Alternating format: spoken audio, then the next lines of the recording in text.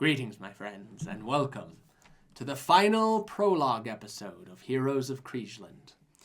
Today, we will be going over the rules and expectations of the channel's campaign.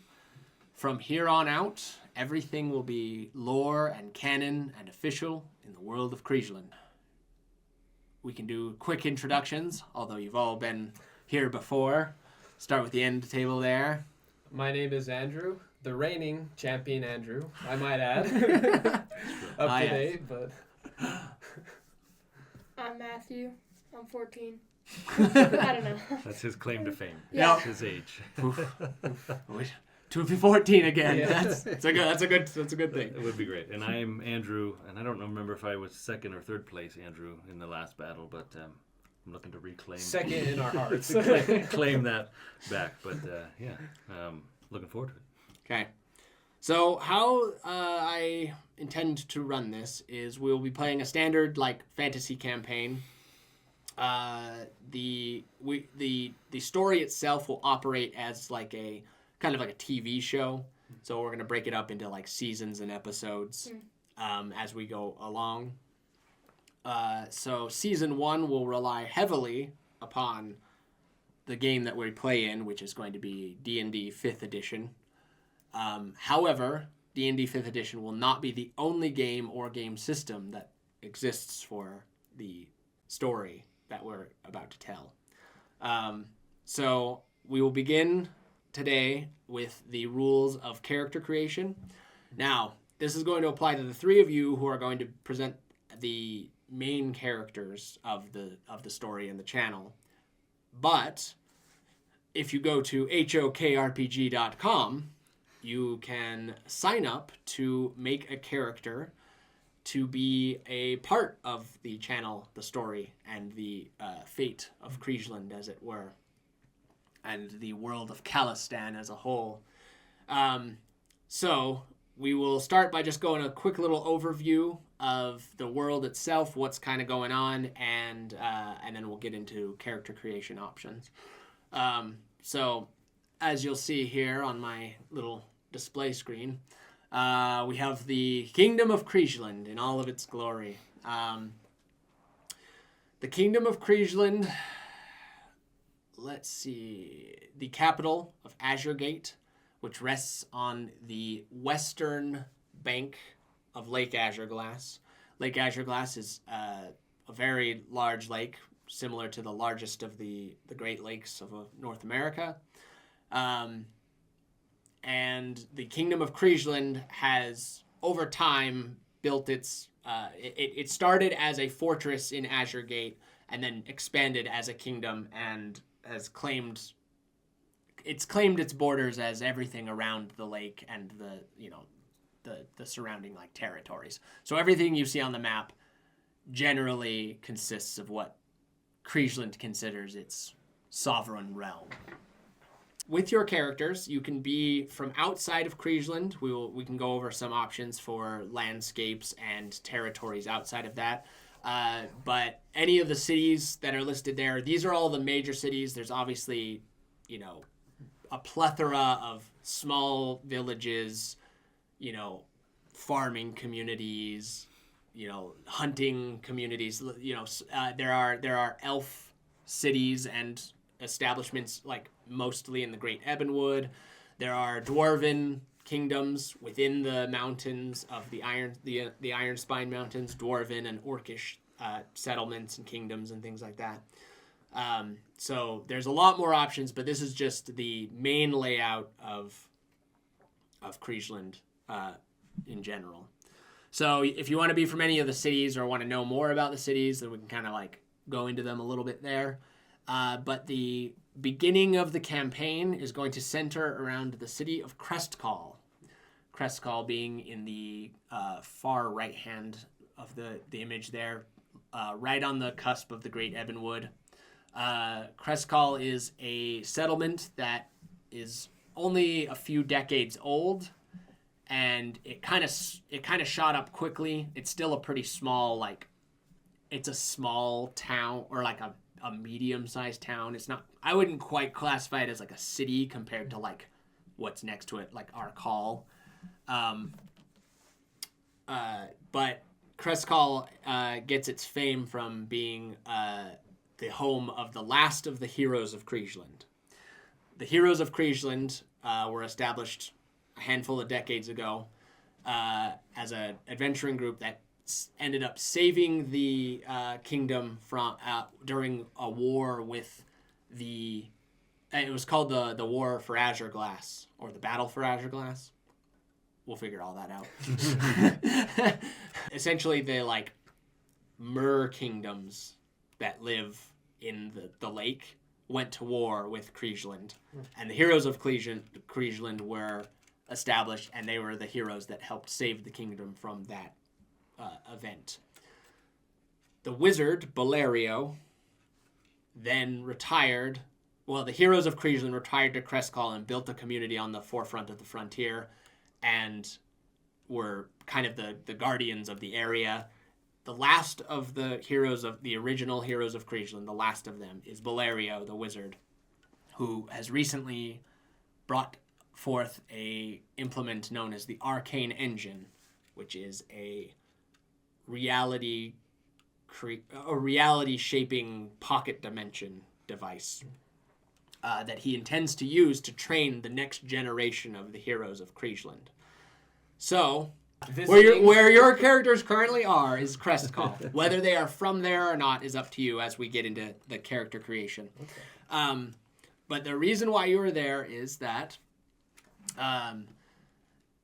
the kingdom itself is celebrating a handful of anniversaries and events and things like that all at the same time. So Crestcall is now filled to the gills with travelers and tourists and adventurers and things like that because the King of Kriegeland, the current King of Kriegeland, Alroy II, who is a 10-year-old boy. Mm-hmm.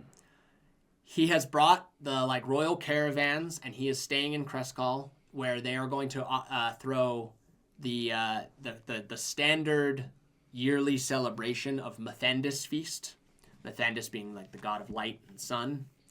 Mathandis Feast is the classic it's the high summer festival, and the protocols around it are the town gathers up its resources, and it basically the local government, as it were, throws a feast for the citizenry, like a giving away of food to the serfs. And that's what the heart of Mathandis Feast is, and it's a long running tradition. It's the most ancient holiday that exists that people know about. Not only will it be from Mathandis Feast, but it is also the year 5400. So they're celebrating the centennial. Then they're also celebrating the anniversary, I suppose, of the triumph of the Heroes of Kriegeland in the War of Azure Glass, and the king is there because he has shown interest since the displays of the Arcane Engine have come to his attention. He's shown interest in wanting to be a part of the recruitment of the new Heroes of Kriegeland. So they're hosting a tournament. And that tournament is what your characters are in Crestcall for. You're going to join the tournament to try to become a hero of Kriegeland, the next generation. Okay. Now, just so you guys know, and we can actually start getting into the house rules about this. This is what I call a hardcore campaign. So, first things first, I do have the story prepared for if you fail to become Heroes of Kriegeland, and you will just be following in the trails of the actual heroes that make it past you guys. However, we'll start going over the idea of the campaign in general with the house rules here. So, characters start at level 1. All of you get to make a level 1 character, and you gain a level after completing adventures equal to your character level. Okay. So, it's not XP, we're going all milestone, but each milestone is considered an XP point for how many episodes you do or how many sessions you do. So, 1 adventure to get to level 2, no big deal. 2 for level 3, so on and so forth. And this counts for you guys and for any of the listeners at home that want to join in. Okay. Now, the second rule is where things get truly hardcore. if a character dies and is not revived through magic in the proper time in which that would occur, then that player, if they wish to continue, must make a new character starting at level 1. You die, you die. There is a lack of realism that comes about when you play fantasy stories out. And I love me a good fantasy story, and I love me a good, powerful hero. But I also like it when things have at least some grounding in realism. So there are some custom rules and some things that we're going to talk about that will go into how that will narrate better. And we'll explain it as we go along for people who aren't as familiar with like the D&D rules and options and such. So for your characters, you can make the original 5th edition 2014 Player's Handbook characters rules only. The only other options, I'm actually going to add to this because the options are...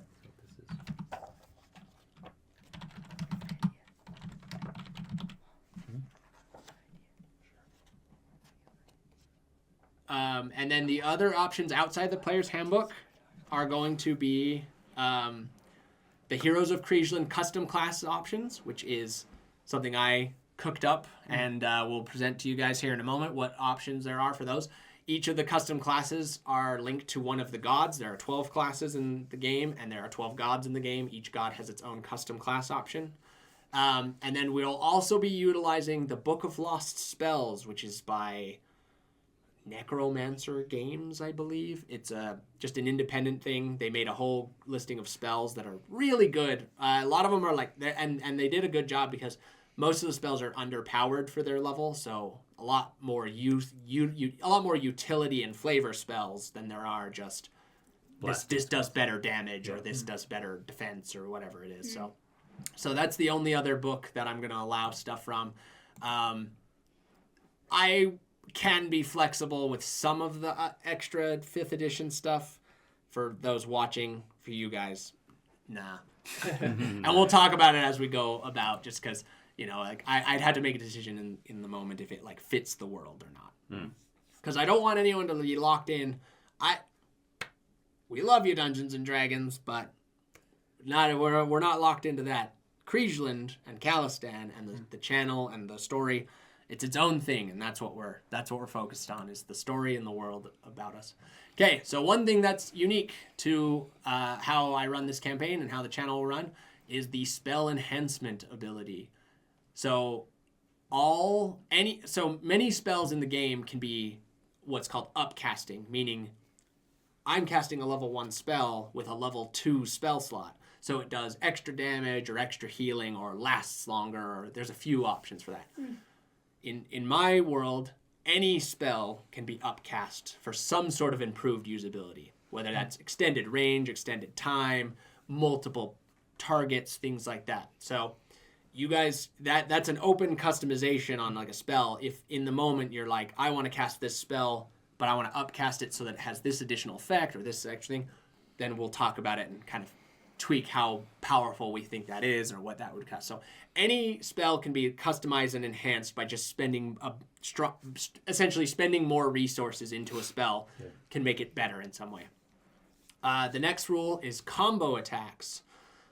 Combo attacks are when allies have an equal initiative score, meaning after the roll is settled, not what you rolled on the dice, but after your dex is applied.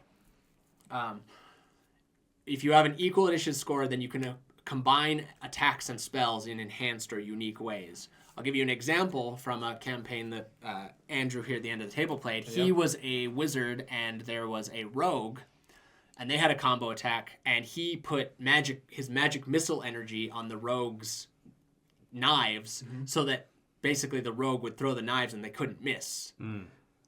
And so that's how like combo. So I want everyone to try to think of combo attacks in the way that you would think of them from the game Chrono Trigger. Right. That's what I was thinking. Yeah. So I want So your melee attacks, your spells, your things can be enhanced and get extra unique things, or just burst damage or whatever we decide to do in the moment. So the main thing is like, knowing what your character can do is the most important thing for you, so that you can then start creating customizable options for combo attacks, spell enhancements, of that. Now the next one is fated foes. This is enemies that have an equal initiative score gain +1 to attack and to their save DC roll for their spells against each other. So when you're a fated foe, the gods of war have deemed you to fight each other. So you do better at fighting your fated foe than you would at someone else. The next rule: all magic equipment requires attunement.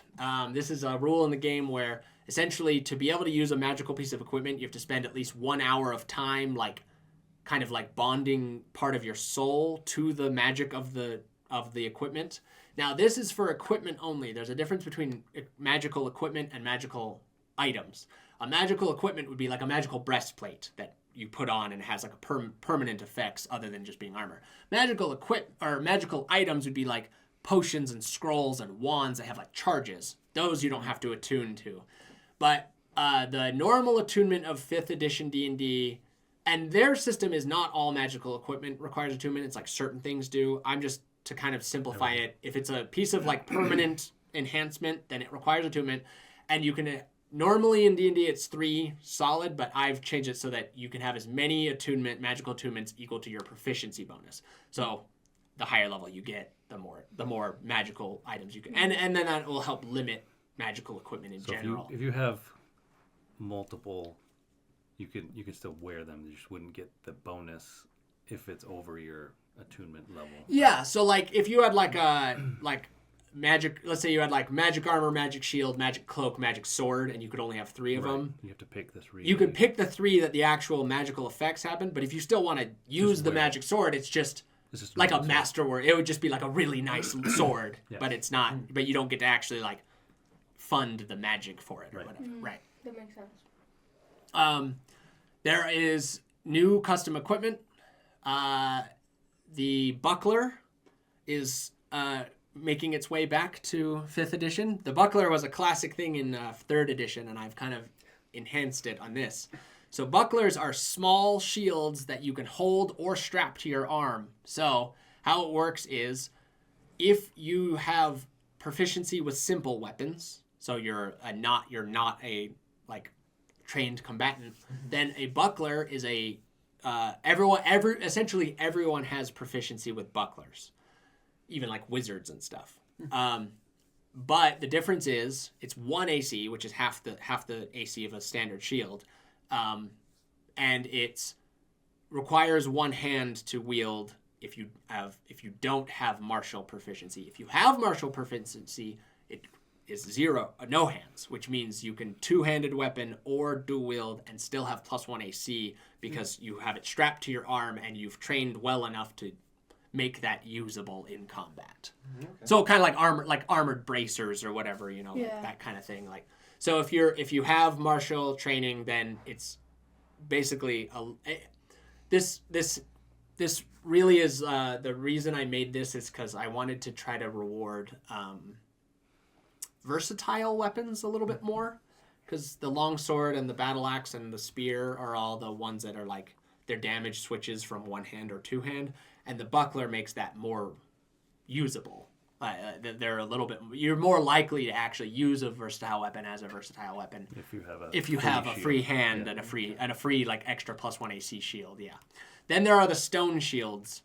These are only usable. They're the only class that gains proficiency in them is one of the custom Kriegeland classes, which is the Stone Warden, and that is a dwarf only subclass.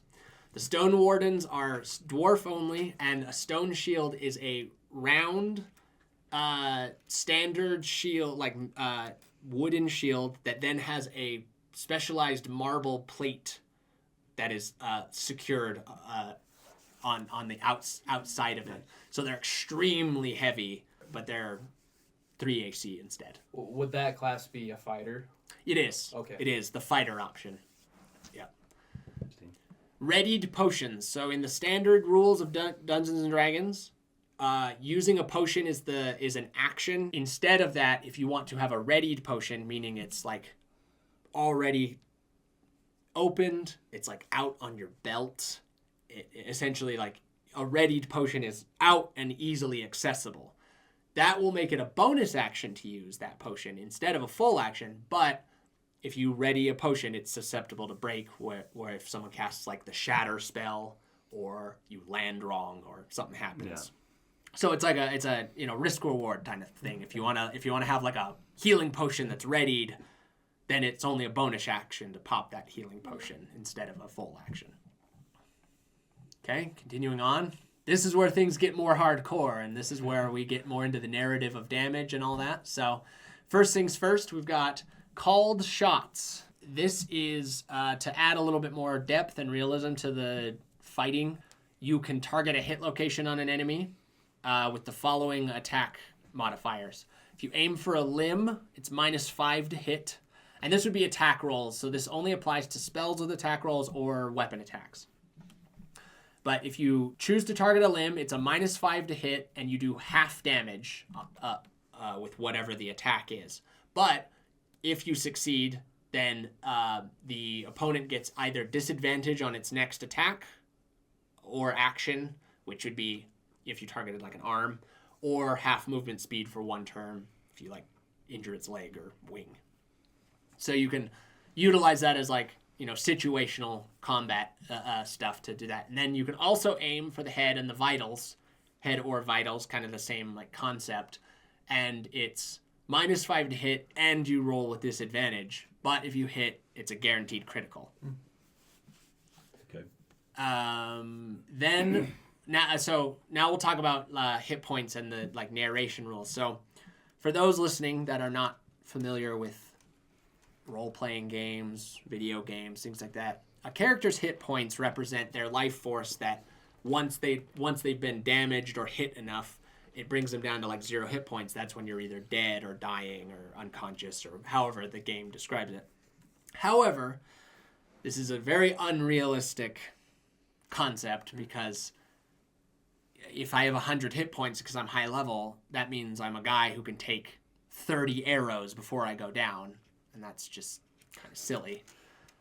It's silly to comprehend that every hit and every spell is dealing damage in the sense that it's like actually hurting you. So, if you are at 100% of your health all the way down to 51% of your health, damage results in you're being forced to dodge, you're forced to block, you're stumbling, you're losing footing. There's mild glancing blows off of your armor, things like that. So it's not like you're hit, this is how much damage it does, moving on. The narration is important. I want there to be consistent realism to how it's presented, and so we'll kind of just focus on that. The first attack that hits you and drops you below 50% health or below is what is going to cause you to gain the condition Bloodied. Bloodied is a new condition I've created. It's technically from 4th edition, but it is a condition because there is a custom class that has things to do with the condition of Bloodied. So we're calling it a condition, but when you are at 50% or lower health, you are considered bloody, and the first hit that brings you there is the first actual successful like hit that's like causing you harm and like damages you in a way. So now that you've like that's so you're in a fight, clang, block, dodge, slipped a little, guy gets you one more time, cuts you across the chin, and you fall back and Yeah. So it's like the first half of your HP is like focus and balance. Yeah. And then focus and balance that gets whittled down, and then he gets a good hit on you. Yeah, and then he gets that first good hit, and then that's when you drop into the next stage, which is the 50 to 1% is all of the damage then is faltering dodges and blocks. Damaged or disabled sections of your armor, like the next hit blows a like shoulder pad off or whatever, kind of thing. And then mild injuries, cuts, surface level stabs, etc. Nothing that changes how your character acts or can maneuver, but is still like now you're actually getting hit by stuff and stuff's affecting you more. And then the final bit is at 0. When you drop to 0 hit points, you fall unconscious and you roll on the major injury table. So this is where it gets a little more hardcore because the idea is, for the sake of realism and for the sake of like characters role playing in a way where they actually fear for their lives, which would be, how they should operate. Yeah, exactly. anytime you drop to 0 in this campaign, you have to roll on the major injury table, which is rolling a d20. And this is what that looks like. So if you roll a nat 20, it's actually you get better. Not only you're simply dazed, meaning you get advantage on the death saving throws in your current state, and you remain conscious, meaning your character can be aware of things being done and what's being said and whatnot. If you're not simply dazed, you're unconscious, and therefore you can't, like, your character knowledge is removed essentially. So think of that for the purposes of like metagaming and stuff. 11 through 19 is all the same, which is a system strain where you gain 1 level of exhaustion, which I added this because I love the exhaustion rules in the 5th edition D&D, but like I don't think I've ever once applied them or had them applied in a game I'm running or in a game. So it's like, this is a good way to add exhaustion levels. So basically the idea is you took enough damage and you go down hard that if you are able to recover and get back up, it's drained you. Then we go from 1 to 10 are going to be the actual injuries themselves. So if you get 11 through 20, it's kind of like the death saving throws. That's like okay-ish. Like you won't be so bad. But now this is when other stuff happens. So at a 10, you get a broken or damaged arm, which means you lose either your main hand or your offhand. You lose the ability to use whatever items are in there and whatever else that would represent. A 9 is a broken or damaged leg, which you have now half movement. Oh, and I should say the only way to get rid of major injuries is through healing magic or doing the like recuperation period, which I think is essentially you have to long rest for like 3 full days to like get rid of that, or at least the effects of it. If you're naturally healing from like a broken leg, it's like, all right, you're able to like strap it, you're able to like wrap it, and it doesn't cost you movement anymore, but it still hurts when it rains and stuff like that, An 8 is a concussion, which means you get disadvantage on wisdom, intelligence, and charisma checks. 7 is a back sprain, which is disadvantage on strength, dex, and con. 6 is an open wound. That's where you take 1 damage per round until you can succeed on a constitution saving throw of 10.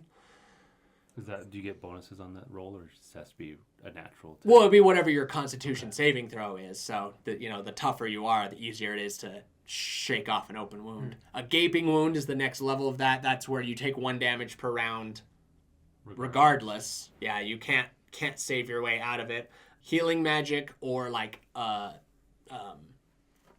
healer kit or whatever. Now would those types of things anything that can like restore a hit point can get rid of these Would it effects. do it in addition to restoring hit points, or does it get rid of this as the healing and then? No, it does it in addition. In addition, to. okay. Yeah. So if you drink a healing potion, or like you pour one, a guy goes down, he's got a gaping wound, so you got to hurry because a gaping wound does 1 damage per round, which means every round they're gonna fail a death saving throw automatically. So those ones are the scary ones for sure. But if you pour a potion down a guy's throat, he's going to get those hit points back, and his gaping wound will be... It closes enough that it's no longer causing the problem. Gotcha. Okay. Good. Yeah. 4 is internal bleeding. That's 1 damage per round unless you can get a con save of 15. Then there's the 3 damage spine. That's where you gain the condition restrained, which is like I think your speed is 0. And then damaged organ is you get the poisoned condition, which does a handful of things if it happens. And then the number 1, if you roll in that one, it's head trauma, and you have disadvantage on all your death saving throws for that dying period. Okay. Okay? So I'm dead. I have a question for What you. did you roll? Can enemies call shots? And if that is something that would put you into 0 HP, would that dictate what your injury would be on the scale of serious trauma? That's actually good. Enemies can call shots. Okay. All the rules that apply to you guys apply to them. I would say, I haven't tweaked. Actually, no. It's going to be like, maybe I'll make it so that there's an adjustment of like where on the D20. Maybe there's like a range of the D20 that you can like roll like higher for or something. Like if you do a called shot to the head and it drops them to 0, then like maybe head trauma is like 1 through 5. I'll think We'll about tweak that. later. Yeah, but I'll tweak with that later. That's a good question and something I didn't consider, so that's a good idea.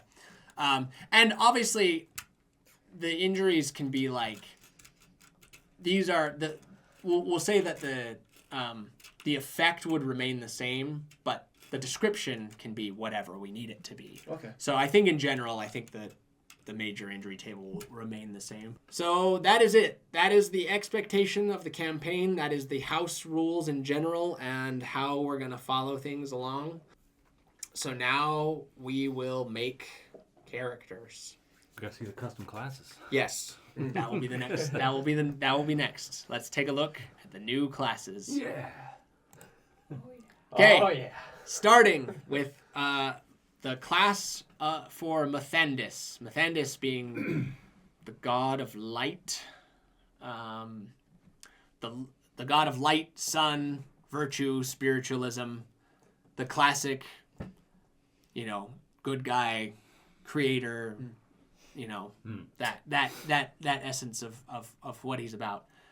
His custom class is the monk, and it is the Sun Dragons. So, Sun Dragons get the Divine Fist ability. Beginning at 3rd level, you may you can change your unarmed damage from bludgeoning or if you're using a monk weapon, slashing or whatever. You change whatever damage it is from that damage to radiant damage after you hit. And you may spend your key points to add an additional D8 radiant damage, which is similar to like a Divine Smite. So kind of a little bit Paladin Monk combo there. Then at level 6, you get the Glowing Aura.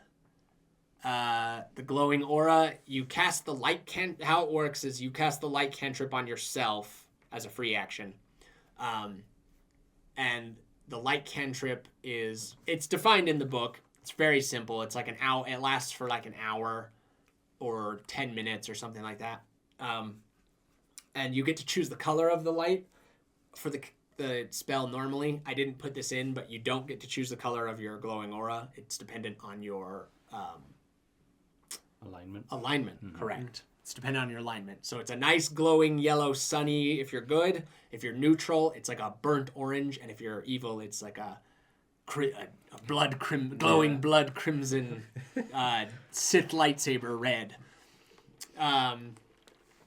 Perfect. But when you have the light cantrip cast on yourself while it's active, you can spend your reaction and 1 key point to strengthen the aura against attacks. So you can choose, or you can do both effects for 2 key points, but you choose one or the other, and it's either +5 AC till the start of your next round, or resistance to all damage types until the start of your next round. So you can choose to be harder to, your shield can essentially, your aura can make you harder to hit or harder to damage. Then there's, I don't remember the level, it's later down the line in the custom monk order. 10 or something like that. Then it's every hit, every unarmed attack that you does gets an extra D8 radiant damage, and then you can spend key points to add more per hit should you want. But essentially you get like a free D8 of radiant damage per strike. And then Aura Mastery, which is their final thing. I think it's like level 14 or something like that.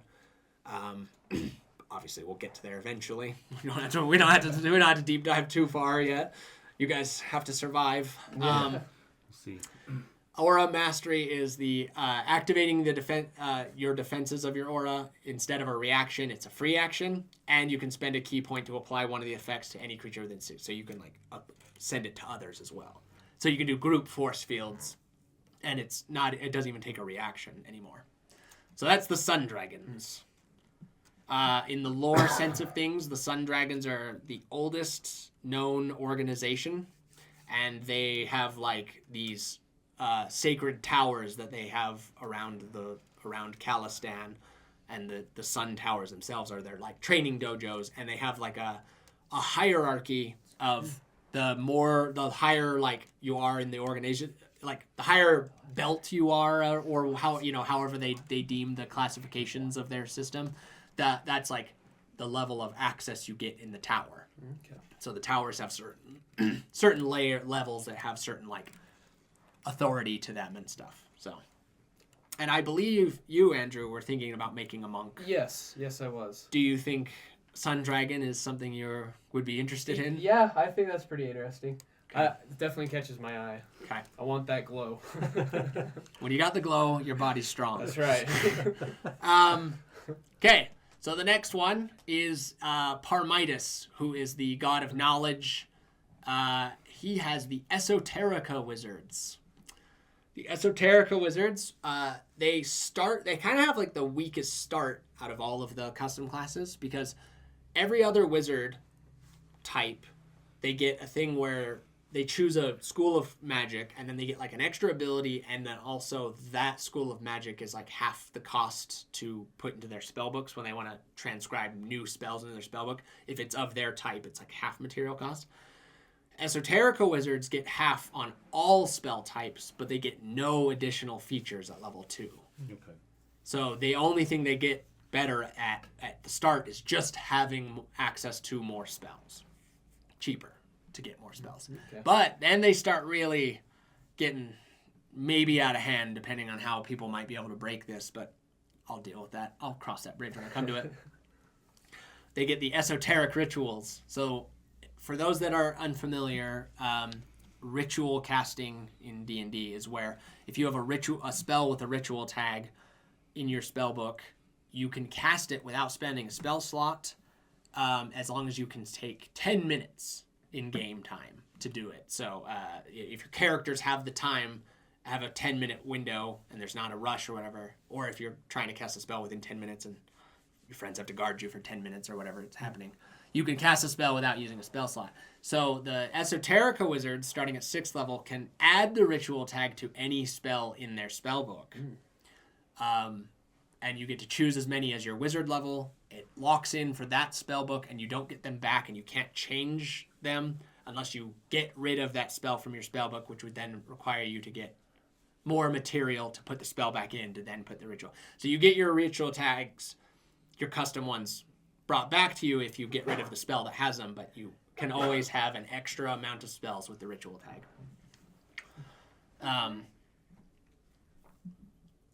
Okay, and then they get custom arcana at level 10. They may change the damage type of a spell they cast to the damage type of any other prepared spell they have that has a damage type. The effects of the spell remain the same. So if you had you threw a fireball, but you also had acid splash, you could throw an acid ball. Yeah, gotcha. And then their final custom option that they get for being Esoterica Wizards is beginning at 14th level, they can use the Arcane Recovery, which is how you recover spell slots. They can do it after short rests. I can't remember if it's not long rest. I think you can only do it after one short rest, maybe. I can't remember. There's a certain amount of. Point is, they get to do their Arcane Recovery after any short rest, and so they get more spell recovery. The Thorns of Unessa. Unessa is the goddess of life and nature, the Earth Mother type. So the Thorns of Unessa are the Ranger class option, and they are specifically designed to be melee, dual-wield dagger fighters. So starting at 3rd level, they get to choose an extra fighting style from defense or two-weapon fighting. What I would assume would be, because they get a fighting style at level 2, Rangers do, naturally. So the idea is you probably already took two-weapon fighting or defense, So one you of the get two. both of So you get the other one for this option. And starting at level 3rd, they get Twisted Thorns. So the idea is, while fighting with 2 daggers, the ranger deals an extra 2d4 piercing damage on an enemy if they have successfully hit that enemy with an attack from both their main hand and their offhand. So if you hit with both your daggers, they both essentially crit. Because you are so good at stabbing and twisting and whatnot. Double shot. Okay. And the double shot. Then, Frenzy of Thorns, beginning at 7th level, you may cast the Spike Growth spell once per long rest without expending a spell slot or component. Spike growth makes it so that an area around you or an area like the spell describes it, I think it's like a 20-foot radius. It grows like jagged lethal spikes, and so it, like anyone moving over it I think has like half movement and takes damage. In addition, you can cast Hail of Thorns. The Hail of Thorns spell is normally for a ranger. The Hail of Thorns spells is you shoot an arrow, and when it hits, you use a spell slot, and the arrow hits, then also explodes in thorn damage that does piercing damage to enemies within like 10 feet of it. But they can cast it as a free action against a creature that's affected by Twisted Thorns. So, starting at level 7, if you hit with your main hand and offhand, you also do an explosion of thorns around you. And you don't have to spend a spell slot or a component when you cast this ability, and you're immune to all the damage of any of those. So you could drop spike growth on an enemy that you're fighting to keep them from running, and every time you hit them twice, there's explosions of thorns, and you're immune to all the effects and damage. Or I guess the damage, That's cool. of that. Okay. Okay, and then a thorn for every side is at 11th level. You gain a third attack as part of the attack action. So this is like the fighter. The fighter is usually the only melee class option that gets a third attack for attack. Thorns of Vanessa get a third attack like a fighter. And you can choose for that attack to be offhand instead of main hand, so that you could potentially get 2 Twisted Thorn procs per round of attacking. Blenders. Yes. Little blender. Yeah. I imagine. I want to just like absurd amounts of things stabbing you as this tiny. The top guy's a halfling, and I think it's funny to think about like this little tiny two dude. Dremels. There's like There you go. Yep. And then the final thing is Nature's Malice, and that is when struck by a melee attack, you may use your reaction to take the attack action against the creature that struck you. So you can be, nonstop. just nonstop stabbing and exploding thorns is the Sounds good. idea. I like it. Talk about being a thorn in your side. Well, that's why it's a thorn for every side. For everything. Okay. Okay. This is the Songstress of the Burning Spirit is Zarel's bard class. Zarel is the goddess of righteous combat, justice, retribution, all the paladin-esque stuff where they want to pick up a big sword and just smash evil in the face. The Songstress of the Burning Spirit is restricted to females only. It's one of the only... There's only 2 restricted custom classes, the Stone Warden being the other one, which is dwarf only. Songstress of the Burning Spirit is female only in the honor of Zarel's sacred quest. But what they do is they get starting at 3rd level, they gain proficiency in medium and heavy armor. So they're kind of like tank bards a little bit more tanky because they're like war bards.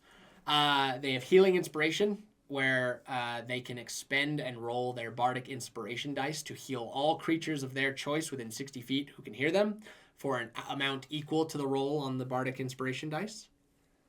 So it's like instead of giving someone plus to hit or plus to a skill, you can do like a group heal, like a healing aura. Then they have magical performances. This is where things could also get a little broken, but I love it. Beginning at 6th level, you can concentrate on a second spell that requires concentration. So that's the potential of having like 2 buff spells going. Chaining the songs. Yep, chaining the songs is exactly right. Beautiful. So they get a concentrate. So if the second spell, the second concentration, you have to succeed a performance check of DC 10 plus the spell's level, and you have to succeed that same performance roll at the start of each of your turn to keep it up. But then you can have... So your first concentration just stays concentration without problems. The second one, you have to continually roll a performance check to keep alive. And then if you fail a Constitution saving throw to lose concentration on any spell, you just lose both. Then they get the Endless Spirit option, which is at 14th level. You gain proficiency in Constitution saving throws, so that helps you. And you may roll 1 bardic inspiration dice to automatically succeed a performance check or a Constitution saving throw to avoid losing concentration on a spell. and the amount you rolled is used as a healing inspiration. So you can auto succeed concentrations or performances to keep your concentration and buffs alive while still getting the benefit of a quick group burst heal. Yeah. So pretty good. Yeah. So you guys will need to make sure someone in this room needs to befriend a female to make a character, or else you'll never have one on your team. All hope is lost. Oh, yeah, that's true. Overpowered females. Yeah. Bring on the feministas. All right. Now we're going in. So that was the four gods of the gods of light. Now we're going into the gods of foundation and their custom classes. First is the god of fire, Braxion. The god of fire, the inventor of the arcane, and the god of riddles, but that has nothing to do with this class. But the sorcerer option is the keeper of the arcane flames. So the keeper of the arcane flame is the ultimate just energy blaster. If you're looking for just, it's like the counter to evocation wizards. There's also the keeper of the arcane flame. So first they get their burning shield. Beginning at first level, you may conjure a burning force field around a creature of your choice within 30 feet. The shield grants 1 temporary hit point. If a melee attack deals damage to remove that temporary hit point, then the attacker takes 1d10 fire damage, and you can use the feature once per short rest. So, you get like a free little. It's more of a damage shield than a defensive shield, but you do get 1 temporary hit point out of it. So they get like a fire damage shield, and then at 6th level, this is when they finally start to begin to tap into the arcane flame. So, at 6th level, spells that deal fire damage now deal arcane damage, a new damage type that does not exist in 5th edition. Arcane damage has no resistance. Nothing can resist arcane damage. And any creature with fire vulnerability also has arcane vulnerability when you cast the spell. So, your flame spells become like more of a intense, like Pure pinkish, pure magic fire. Okay. Then you can change it so now you're a master of the arcane flame, so that's any spell you cast that deals damage may be converted to arcane damage. Any creature with vulnerability of that spell's original damage is also vulnerable to arcane damage. So now your ice spells, Everything your is acid magic. spells, everything can just be arcane, no resistance, just blast. And then the final bit of the puzzle is the arcane battery. Every ability that requires sorcery points costs 1 less sorcery point to a minimum of 0. So that means you get free extra stuff to convert your spells with, and lots and lots of stuff with that. What are you writing down there? I'm just writing down ones I might want to. You might want to be a keeper of the arcane. Then I might just roll to see what I be. I don't know. Okay, that's good. I definitely don't want anyone to like be hard lined about what they want. Balance will be good between the three of you, but you guys will have items and help and NPCs and hopefully other players. If we get at least one person to sign up on the outside of this. Okay, next we've got the Stone Wardens. This is Calthoon's custom fighter. Calthoon, the god of earth and the creator of the dwarves. Stone Wardens, again, this is the other restricted class. This is dwarf only, because only a dwarf can wield a shield of marble. So at 3rd level, you gain proficiency with stone shields, which we went over with the custom stuff. And at 3rd level, you get dampen impact while wielding a shield. It doesn't have to be a stone shield, but just any shield. You may use your reaction after taking damage to roll a Constitution saving throw of DC 10 or the damage of the attack, whichever is higher. On a successful roll, that attack's damage is halved regardless of its type. So you can just absorb a big hit or any hit and make it half its damage. They're just rocks. By just being tough. Then this is where they get interesting. They have the Sundering Shield Strike. Beginning at 7th level, you may attempt to break an opponent's weapon with your shield. As an action, roll a melee attack roll with disadvantage against the opponent's opposing dexterity saving throw. So the opponent will make a dex saving throw. Whatever they score is essentially becomes their AC on an attack that you have disadvantage on. But if you successfully hit, you can break one held item or weapon of mundane quality, meaning a regular thing. Yep. Okay. Then they get empowered shield at level 10. Beginning at level 10, any shield you wield is bolstered by innate earth magic. Your shield gets +1 AC to its current statistics, and your sundering shield strike can now destroy magic items of +1 quality. Then there's the empowered armor at 15. Any armor you wear gets +1 AC to its current statistics. And then the Master Sunderer, I don't remember what level, 17 or something like that. You no longer have disadvantage on your Sundering Shield Strike attacks, and you can destroy items of up to +2 magical quality. And +3 is the highest it goes, so you're essentially the majority of things you can just. Well, the idea is, I imagine it's like you have like a big, the big like marble shield, and you're like timing it so you like slam it like this and hit it with the edge, like pin it against the ground and break the hilt of their like mace or whatever, or however much. Or you absorb a blow so well that it just my sword just broke on his shield. Yeah, so that's the Earth God Calthoon's Stone Wardens. Okay. Next, we have the Stormhawks. The Stormhawks are Flelly, the goddess of wind, the goddess of air. Flelly's druid option. So these are the druids. So they start by getting Apprentice of the Skies, which is at second level when they gain the wild shape feature. Normally there's a restriction on animals that have a flying speed. They do not. They can start by wild shaping into flying things right off the bat.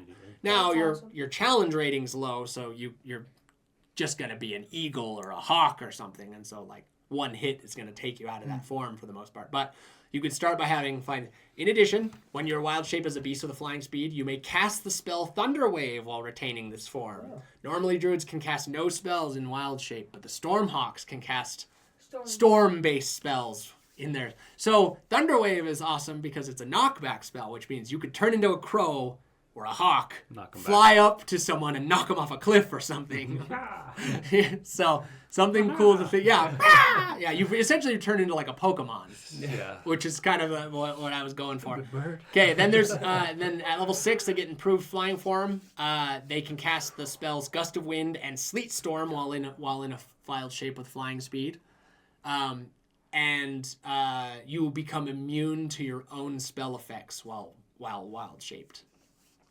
Then Master of the Skies, level 10. You may cast the spell Freedom of Movement while wild shape as a beast with flying speed. Freedom of Movement is a buff that like clears you of all paralysis and movement problems and things like that.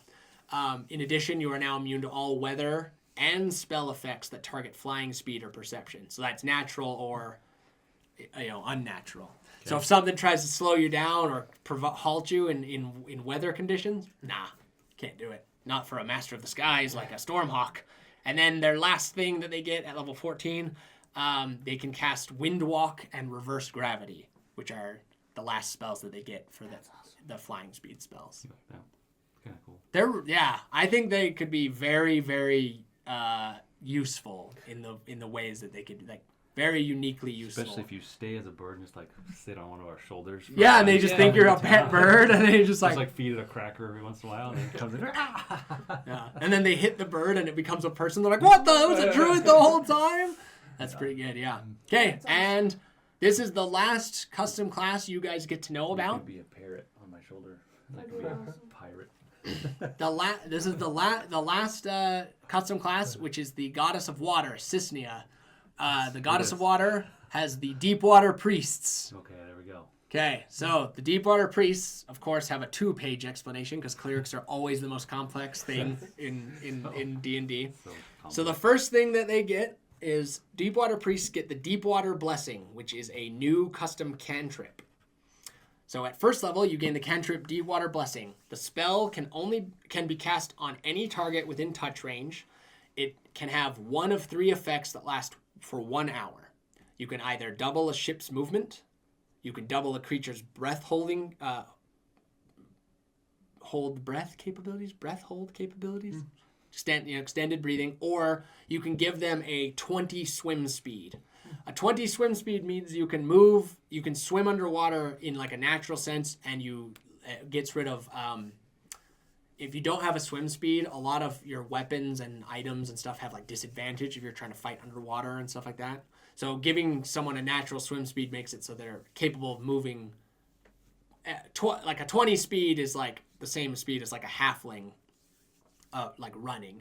A normal run speed's like 30 feet, so you get like a 20-foot swim speed, like innate.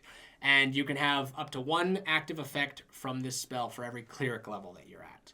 So as you level up, Deep Water Blessing gets better because you can have more effects stacked and more blessings put out. So eventually, like at level 3, your whole team could have extended breathing, or your whole team could have a 20 swim speed, or you yourself could have multiple. Yeah. But you can't like double up on you can't double the ship's movement twice. No. Yeah. Okay. Single blessing per target unless it's a different effect. Okay, gotcha. And then their domain spells that they get are listed here. So their first level is Fog Cloud and Create Destroy Water, Moonbeam and Dark Vision for their third level spells, so their second level spells at third level is what that is. At fifth level, it's Water Walk, Water Breathing, Control Water, Ice Storm, Conjure Elemental, and Cone of Cold. So remind me what the domain spells mean for clerics. Those are spells that you'll have as prepared spells no matter what. Once you get to that spell level, you'll always get those, and you don't have to choose to have those ready. You'll just always have those ones ready. Yep. Okay. Then at level 2 is when they start getting their Channel Divinity. So so Channel Divinity is how you do turn undead as a cleric, but then depending on the type of cleric you are and the domain you are, you'll get an extra use for it. So in this case, at second level, as an action, you may expend the use of your Divine Channel feature to summon a minor water elemental spirit that can attach itself to the cleric in one of the following ways. You can attach it to your lungs, and the cleric gains the ability to breathe water and a regeneration score of 1. If you infuse the water spirit in your muscles, you get a +1 bonus to your dex score and your strength score, or a +2 to either. Mm-hmm. So essentially, you get like a. Do you have to choose that at the beginning? You choose it as you cast it. Well, but the muscles part, like you say, I want the +1 to both, or the +2 to strength. When you cast it, you choose you choose what stat or stats you're bolstering, and then that's what the blessing is. Okay. Or you can apply it to your skin, which is you get a +1 AC and saving throws. Okay. And the spirit remains with the cleric for 1 hour. Wow. Okay. Very good. Then Channel Divinity Summon Water Elemental at 6th level. The cleric may expend a use of their Channel Divinity spell to cast Conjure Elemental without expending a spell slot. Choice of elemental must be water. So you could summon a water elemental with your pet. Yeah, have a pet water elemental off to the side without spending spells. Then Channel Divinity Many Servants. Beginning at 8th level, when the cleric uses the Summon Water Spirit feature, they may choose as many effects as their cleric level. So this is where it bolsters itself. That these effects are stackable and usable on other creatures within 30 feet. So at 8th level, you can do this, and you can make everyone have all of them or whatever. Gotcha. Yeah. Okay, gotcha. Which, that's really good. Then the final thing at level 17, they get the Endless Bounties of the Sea. At 17th level, when casting a cantrip, and this is any cantrip, you may choose for the duration of the spell to become permanent. You may have as many active permanent cantrip effects as your cleric level. Ending a permanent cantrip is a free action. So that's not only your regular cantrips like light and other things like that you could make into permanency spells, but also the Deep Water Blessing. So you can do permanent, swim speeds and boat movements and stuff like that. Cool, yeah.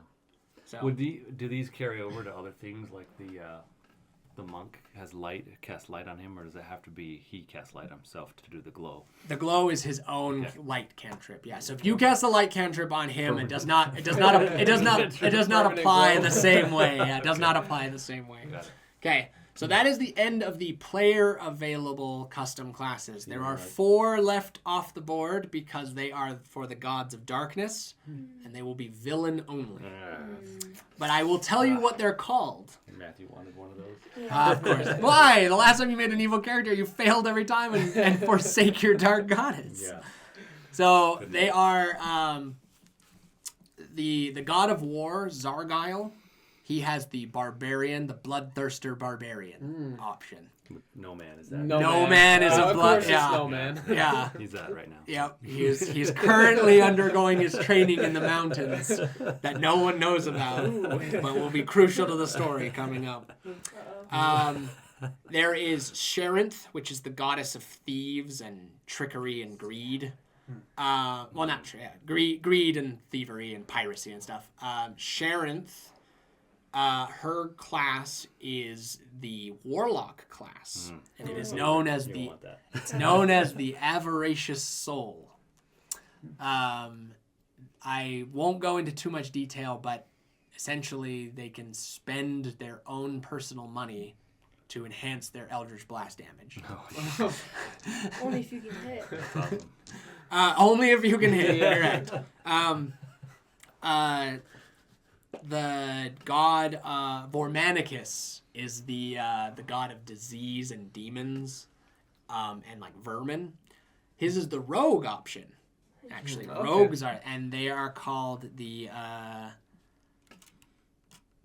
Dang, why can't I remember? Well, doesn't matter. It's a rogue, and their main feature is, it's a feature called filthy tricks. So you've heard of dirty tricks, like you spit in someone's eye while you're fighting. Filthy. Filthy tricks is a Vormanicus rogue thing. That's where they like puke a little and then spit in your eye. Oh, okay. Yeah. So disease carrying, poison mastery rogue type. Gross. Very Vile. Very. Some can say. Yes, they're called vile something. I don't remember what it is though. It's good though. When it comes up, you guys are gonna love it. I'll get my notes. They're over in the other book. I just didn't grab them. And then the last one, Endara, the goddess of darkness. Your buddy. She has the paladin Oh, nice. class, and it is you'll Shadow I'm sure you'll meet one, but they are called the Shadow Knights. Yeah, for sure. Yeah. Love it. Yeah. Classic. The true inverse, not an anti-paladin, not an oathbreaker, A true not Shadow a Knight. true Shadow Knight, one that has only known the darkness. I love it.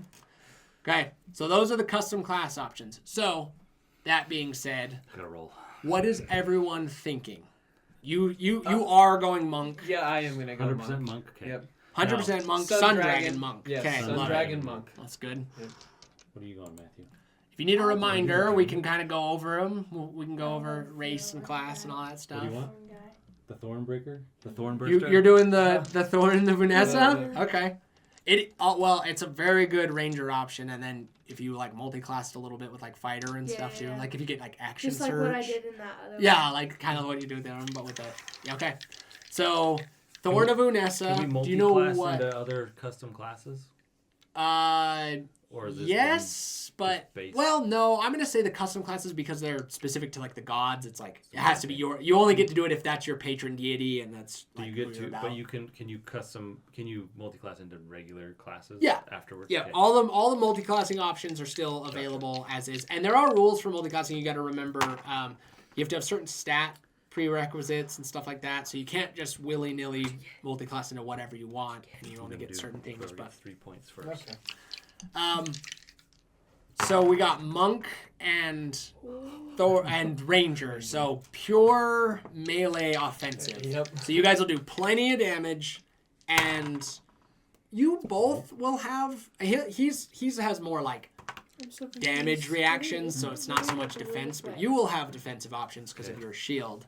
So while you guys don't have a traditional or true What? tank style That makes no class, sense. How'd I you think you do guys will be okay. All right, I rolled for it, and And? it was 3-1. The arcane sorcerer.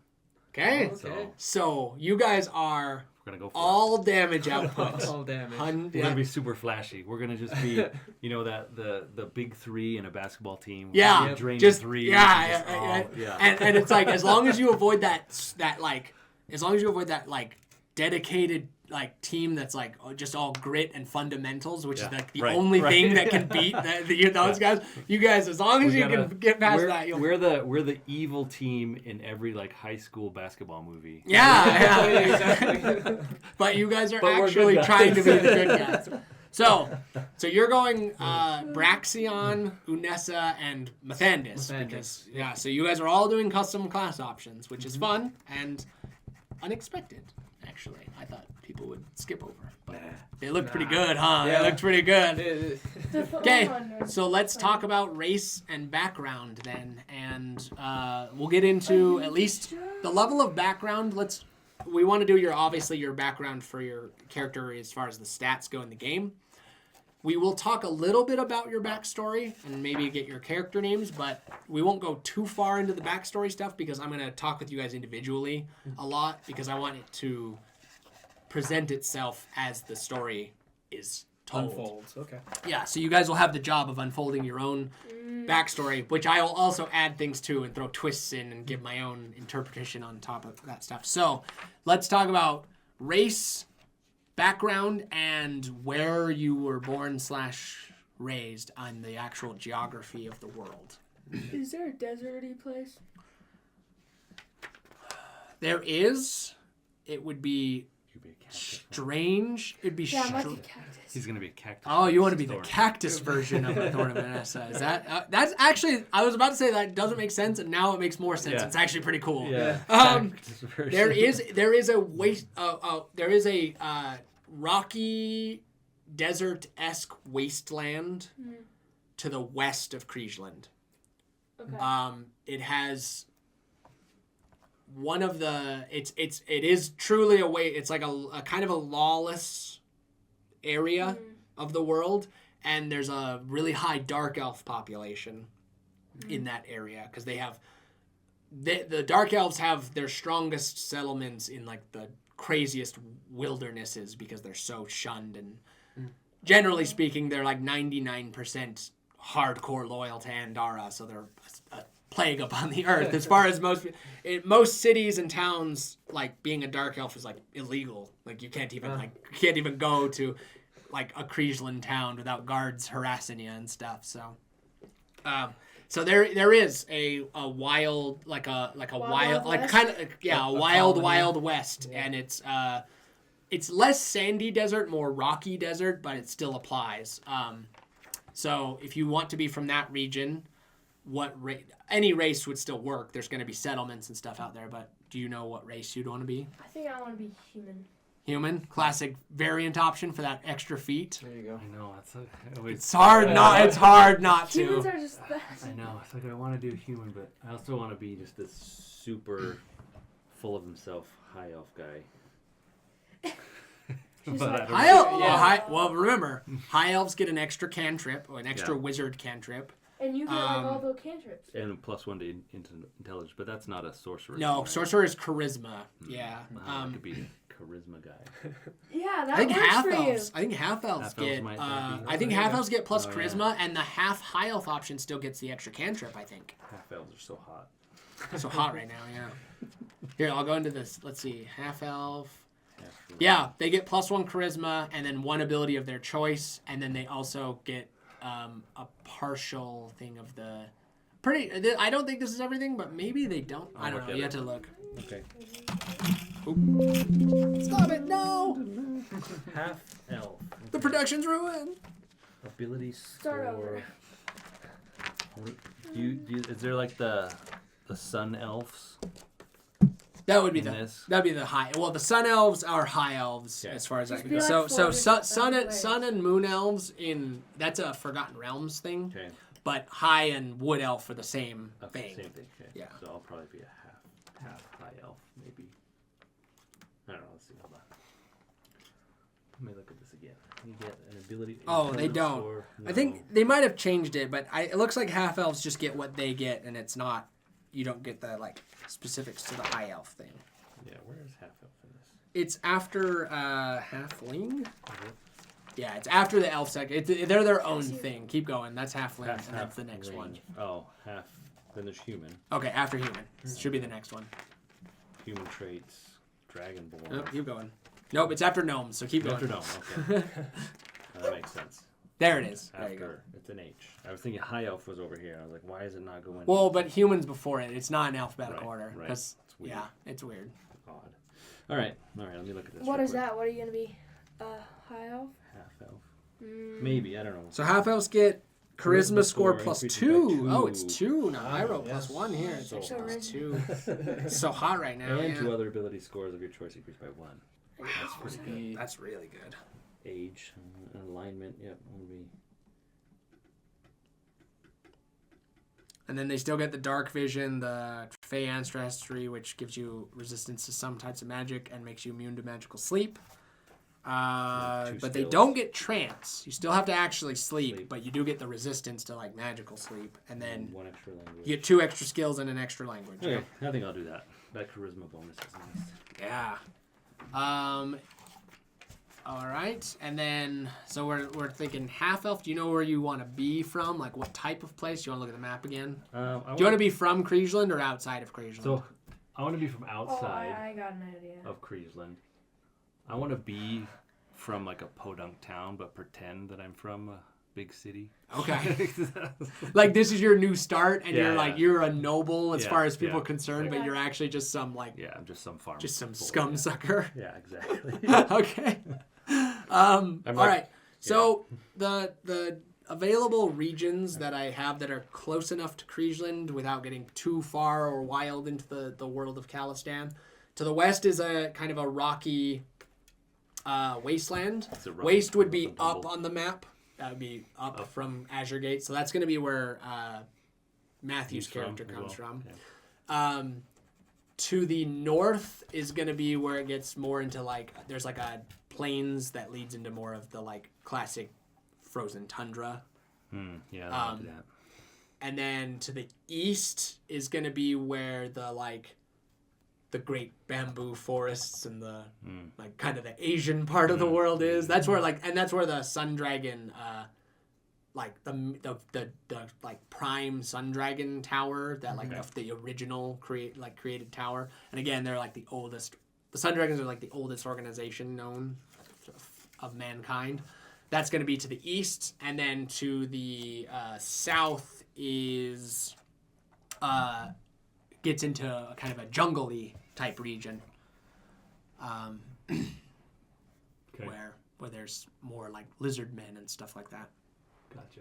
Yeah, I got an idea for a name. Now, the question I have for the two of you, because you're both outside of Kriegeland, what is making you come to Kriegeland to become a hero of Kriegeland? So I'm. Is it a fame thing? Yeah. So my Fame and glory? I'm gonna say like Not so much loyalty. Yeah, it's fresh start for me. I'm gonna say like my parents are even like, you know, they have a bad reputation. They did something stupid or whatever, or Okay. they got blamed for something. Okay, I like my that. whole family lineage has been cursed because of that, where I'm from.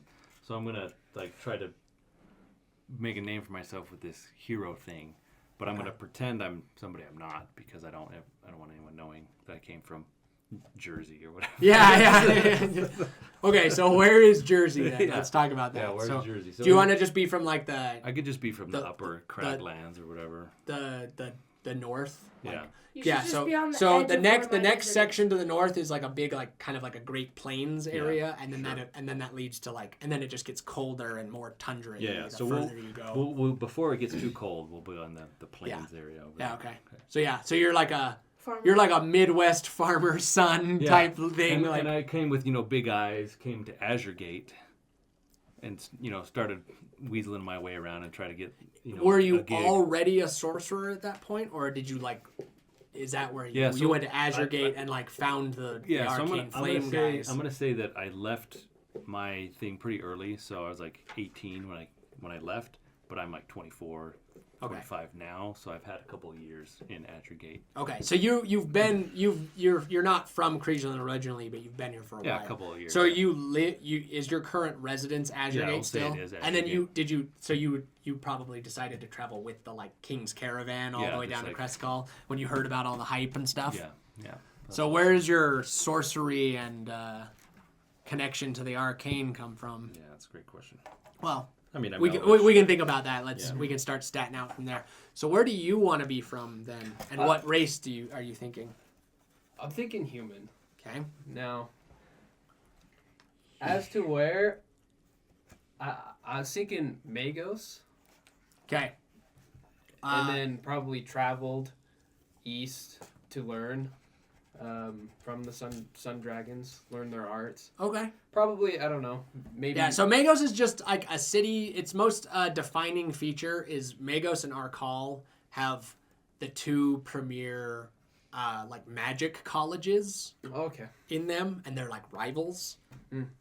Other than that, Magos operates as pretty standard. Like it's off. It's not on the coast. It's a little bit off of the coast. Like maybe 20 miles up, like inland from where it like shows there on the map, but depending on like what the size is. So it's not necessarily like a coast town, but it's like Near enough. it's near enough Yeah. that it's not like it's far. It's just that it's not technically like a coastal town. So okay, so Magos, like born and raised kind of thing. Born and raised. And then what made you travel east to go study with the Sun Dragons? And you're still level 1, which means because here's the thing you guys we gotta like kind of address. At level 1, you are already considered a keeper of the arcane flame because sorcerers have to pick their origin at level 1. Okay. So you have had some kind of contact either with Braxion himself, like through personal, revelation, or you met up with, like, so you could be like a Braxion prodigy, and he's like told you like this power can like flow through you.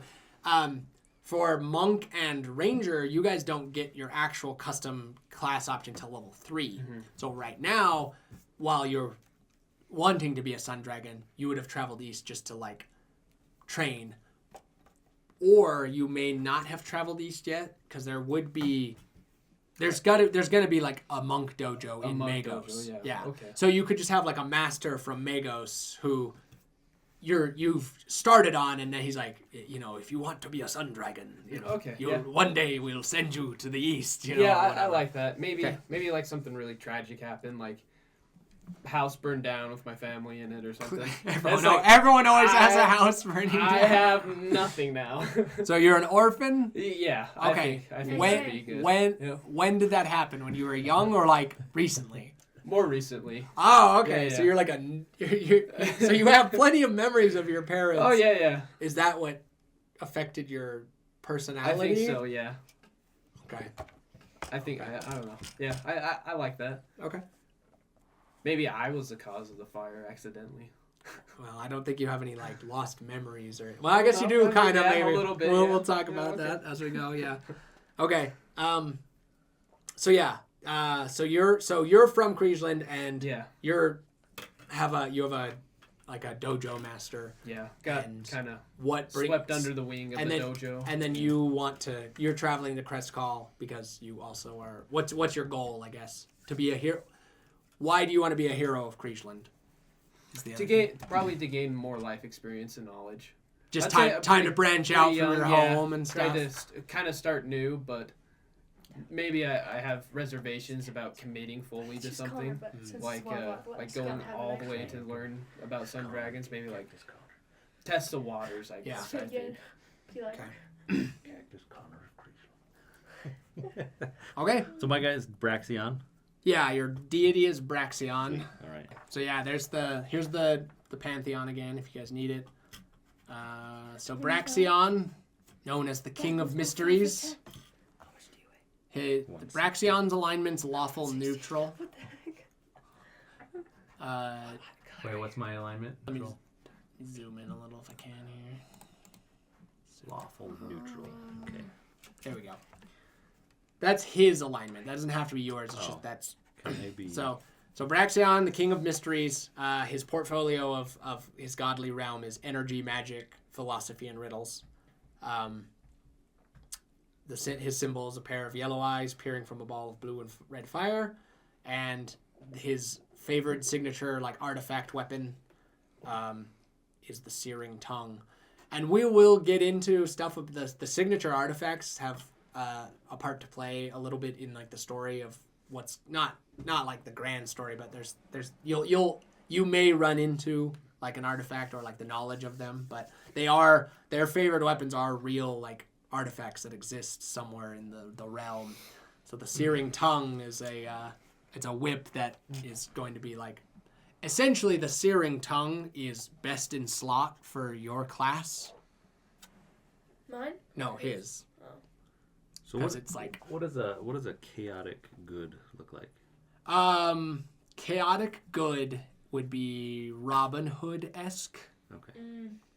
Even Batman. Some people would argue that Batman's lawful, but his vigilanteism is much less so than I would say. So I would say like Batman's more of a chaotic good. It's chaotic good is the like their number one. I would say like the number one mindset of a chaotic good is like a freedom mindset. Yeah. So imagine like the classic like good-hearted libertarian style like. It's like, the laws and the regulations, that's not what matters. What matters is like the moral principles and how we apply them and whatnot. So Freedom. Okay, I think I'll be chaotic good. Same. so We're like the same person. Maybe I'll have the same Unessa, the mother of life, she's chaotic good. That's her alignment. Oh, is sweet. chaotic I just guessed. good. Her portfolio, nature, birth, flora, and fauna.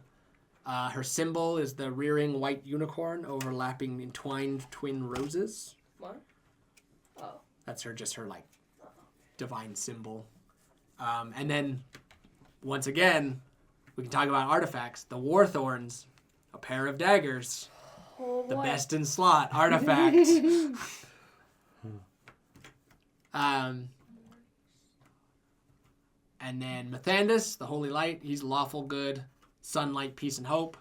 Golden sun with 7 points, ending in a jewel of each color of the rainbow. His is a morning star, Dawnbringer. So his isn't. His artifact is not designed for the sun dragons. It's more designed for like a cleric or whatever. But not that any of you are going to get artifacts. Just fun to think about. We will eventually. Maybe one day. Maybe one day. Anyway, I'm just here for questions now. As long as you guys know what you're doing, or if you'll talk out loud about what you're doing, and Okay, Matthew, you Whatnot. need to look at. when you're ready, we can go over like how to do stats and stuff too. We can get to that part. So right now we're basically just on Back. backgrounds, right? Do we Okay, wanna yeah, I those can up? pull those up too. Okay. This is a quick rundown on the page I have up. This is a quick rundown of what you get for the background, the fluff and the character tropes and stuff like that can all be personalized from there. But these are the backgrounds. I also have an extra book. Matthew, do you want to use this, or if one of you want to use this? I can. Okay. Let's see that. Background. So, background, some good ones for you, Matthew, since you come from like a wasteland. Outlander is a good one, and probably Hermit are two that are kind of in that. Which one's Hermit? Hermit's this. You get the medicine and the religion skill. You get proficiency with the herbalism kit, and you get one language. It's not like 100% like on what you're thinking, but it's kind of in that same realm. Outlander, you get athletics and survival, and you get proficiency with a musical instrument of your choice and one language of your I'll do choice. that, I think. Outlander. Yeah.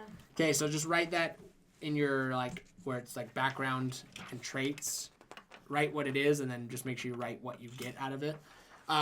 Make sure you guys do your race and your background before your class, because the background will give you skills and proficiencies that you would maybe want to choose for the class, but then would avoid because you're not trying to. Wait, do what before that? Do background and race first. Do all and all then- the traits from those, and I can pull up the race. I have the race stuff here too. So humans are simple. You get +1 to 2 ability scores. You have a speed of 30 feet. You get 1 extra language. You get 1 extra skill of your choice proficiency out of any of the skills, and then you get 1 feat. Which. I might go charlatan. Because Yeah. Because of how you're presenting yourself. Yeah. That's perfect. Yes. No, that's so good. You're right. Wait, what do you want to look at? The back or the Races? Yeah, and then the background. Background, Outlander. Yeah. So athletics and survival, you'll get the proficiencies with. Which, if you want to mark them, you don't have to necessarily write that down. There's the skill spot at the bottom where if you Oh, okay. you put a little checkbox or whatever next to the skill, and that's what marks that. That's it's athleticism and survival. Good thing this is still the prologue. The cold season's making my throat kind of Yeah. go out. little I was raspy, a little dry. bit. I was a little ill earlier this week, so It gets warm in here too. it gets Like I said, I turned the house heater off for a reason. So I'll get one of those when we get into like summer. I'll get one of those like personal room ACs. I'll have the tube go out of the room so we can at least try, or I'll bring it in and like pump it for 2 hours before we film, so that when we come in, it's like too cold at first, nice and then and it'll cold. slowly build its way back up to being too hot. By the end of every episode, everyone's all glistening with sweat. All right, I think I've got my background a little bit.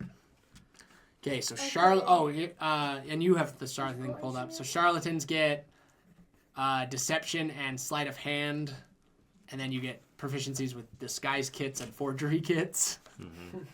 So you can forge all of your like family lineage and stuff. Yeah, I'm gonna like take on the name of some made up duke, and no one will know. Yeah, because it's just something. I have So my you're- lineage right So here. you're gonna do your what's it? Liechtenstein. Yeah. Liechtenstein. Right.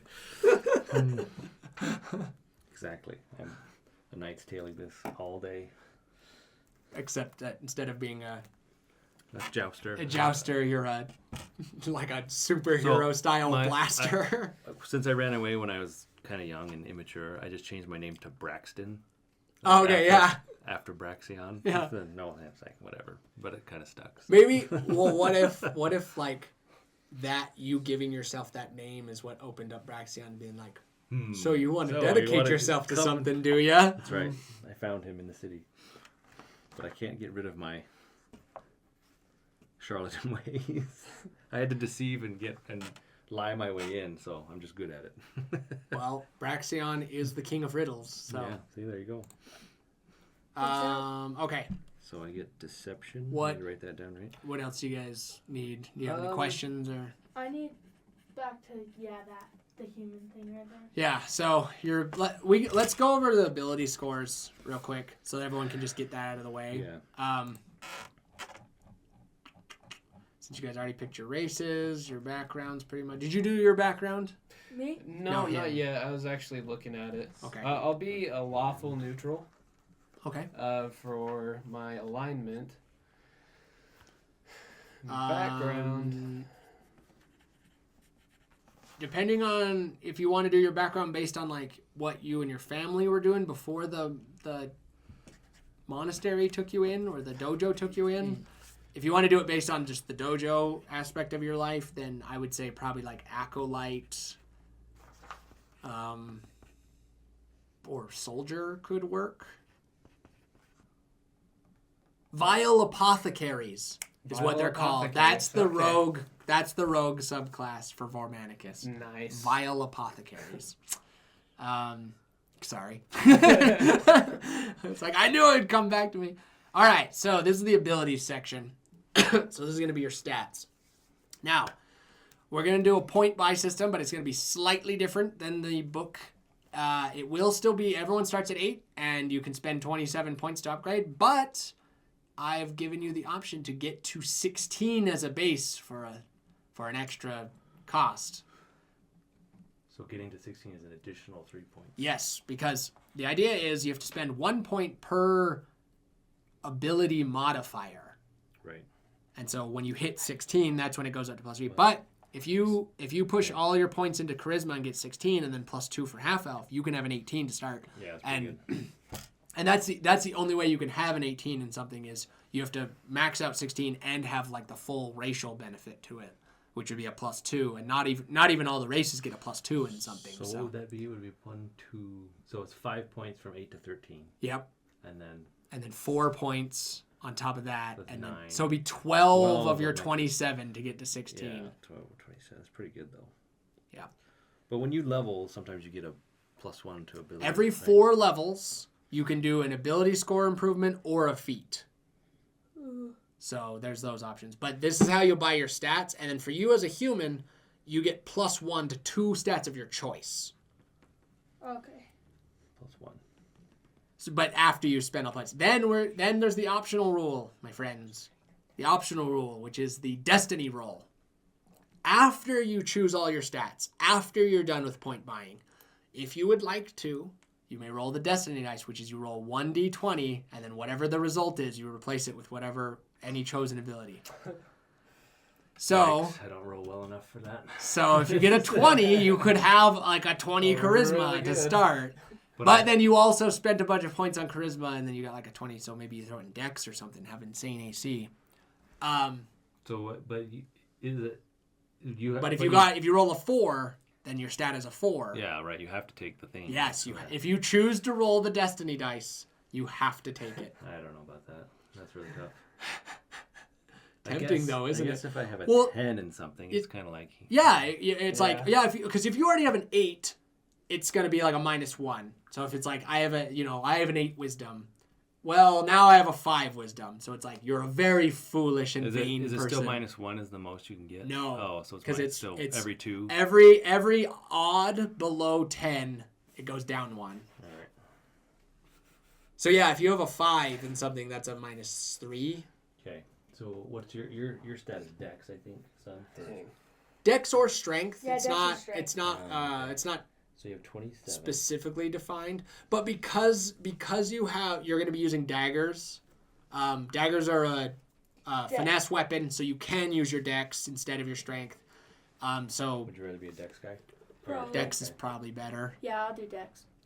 Also, it kind of depends on what armor you're looking to get into, because the higher your dex, the lighter your armor you want to be. Yeah, probably. I want light armor for sure. And I don't want armor at all. Well, either way, this is the point buy system, so you guys can do that.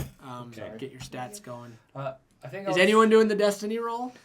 I don't know. I Let me think might. about Let me it. see what I have at the end. Okay. You hit Okay. those white And you do have to do it after you choose where your Okay. points go. So some people might want to I can imagine there might be the one gambler on the channel who's like, my best stat, I need strength. I'm leaving it at an 8, buffing everything else, and then Going hoping I for it. roll like an 18, and then you're like Yeah. amazing at everything. I might do that with like Dex just to get good AC.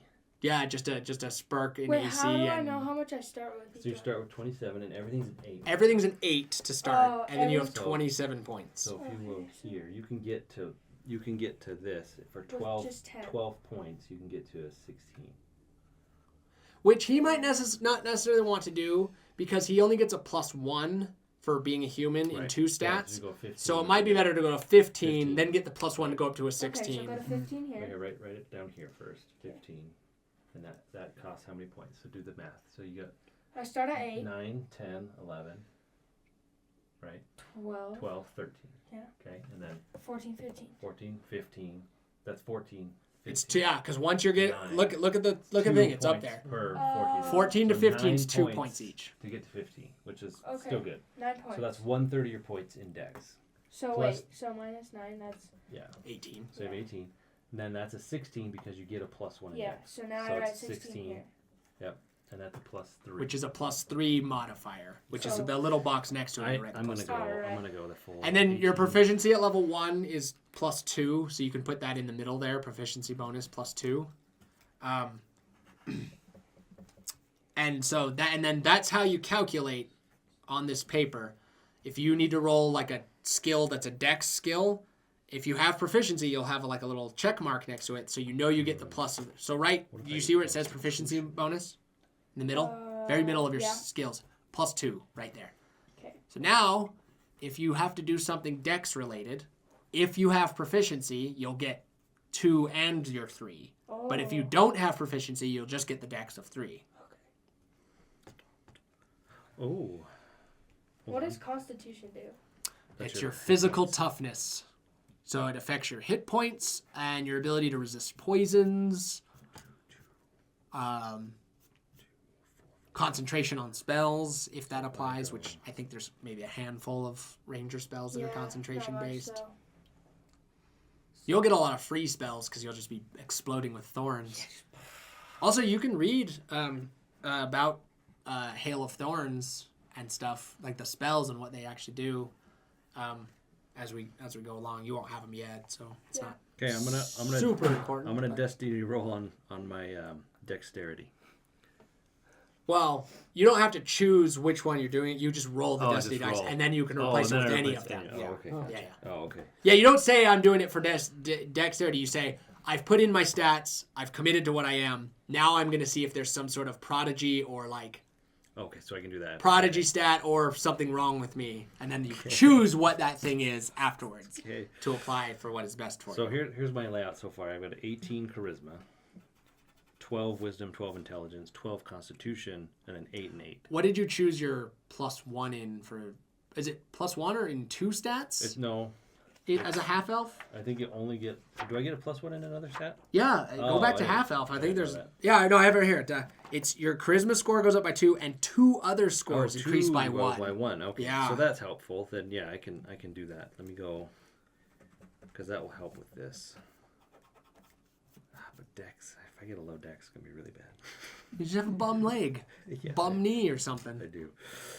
All right, so if I go 11 here, that's a +1. I'll just go 11 here. That's a +1.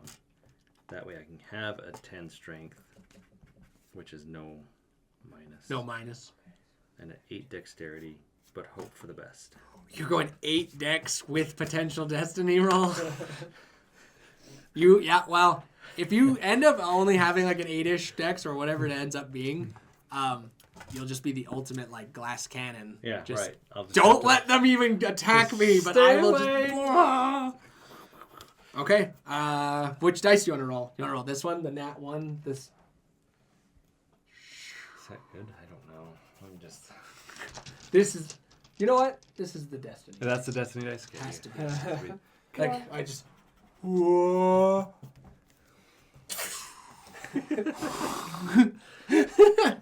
Okay, it's clear to take the boys. Alrighty. Alright, wait. This is. For all Do you want to do any marbles. practice rolls, or is this just all? No, I think just one. One and You're done. all on a book or on the red velvet? On the red velvet. Okay, here we go.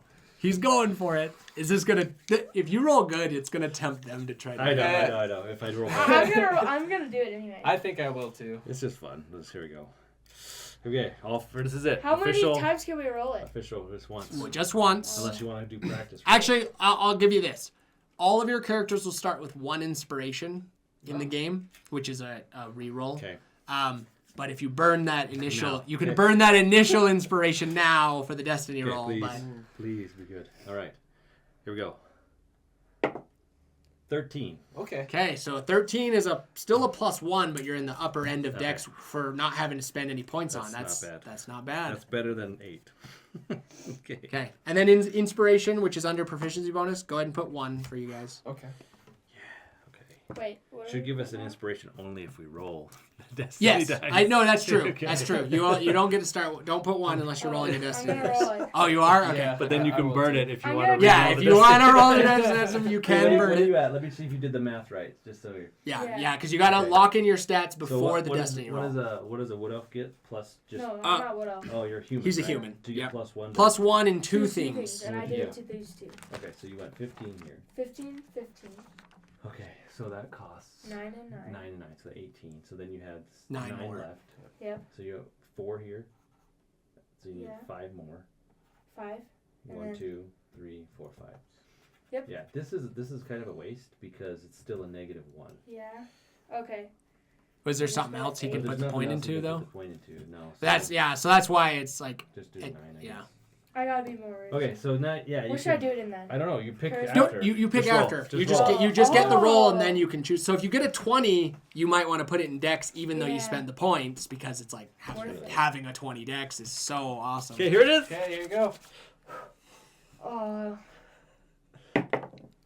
16. Oh. 16 That's awesome. is good. Reroll. Just kidding. So I Okay, what would you like to put it maybe in? Your constitution. Yeah. Because I'm tough. I was He's at- on the he was street. at a Wild, Wild 12. West. He has a 12 going to a 16. Constitution is pretty good. Yeah, You that's know- a big jump in toughness without, and you already spent the points in con. That's unfortunate. So Yeah. you still have your. Yeah. What that's I'm guessing is- 16. That's 4 extra. So his guy is dumb and foolish and not very charismatic, but But he's just an absolute brick house. Is he 16, unit. 16, 16? 16. Oh yeah. So you are a physical force to be reckoned with. Okay. Noise. Specimen, yes. I'm going You're to gonna do it? You're gonna Yep, do the distance? So I did Yeah.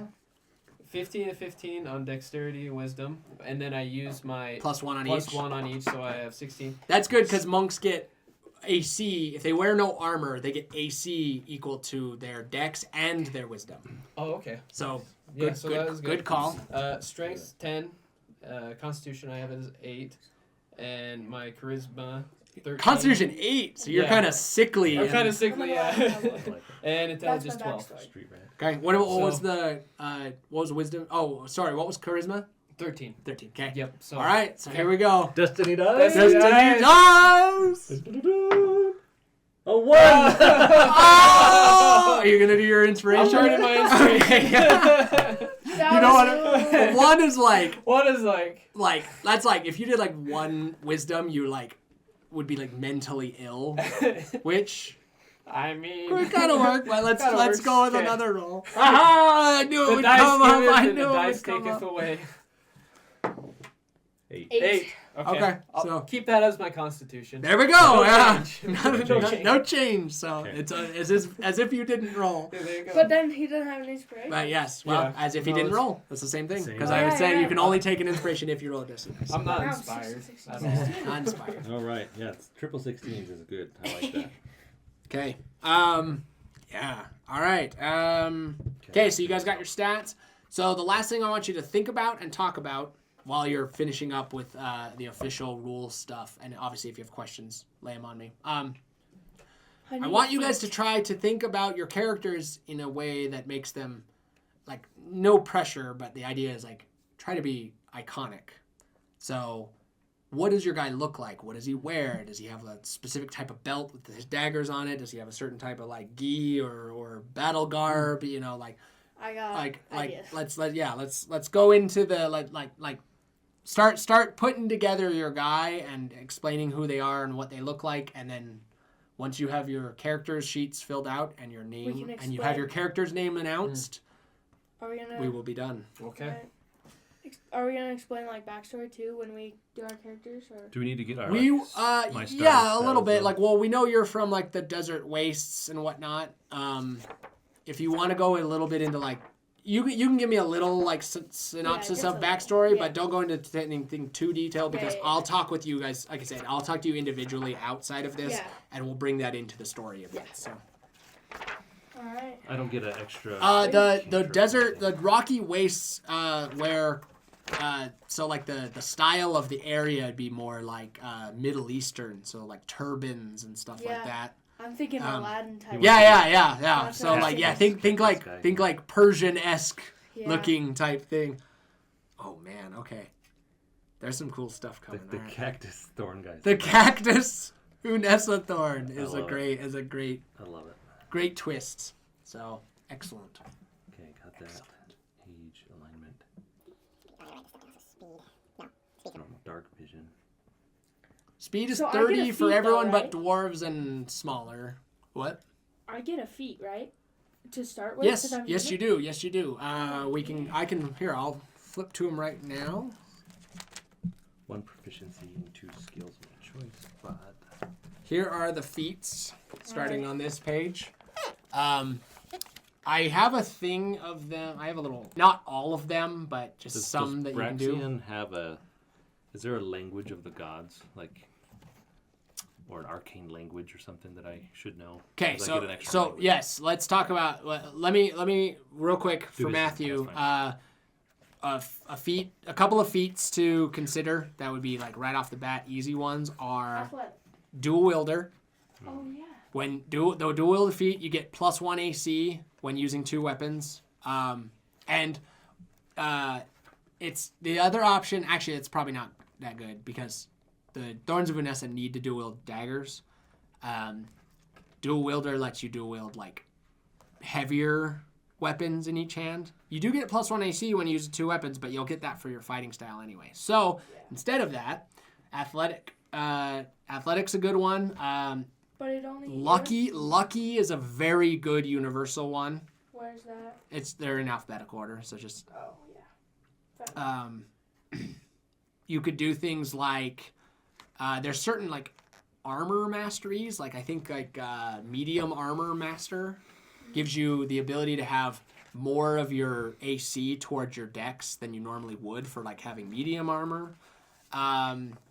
There's stuff like Magic Initiate is something that lets you choose a couple of cantrips and like a first level spell from any spellcasting class.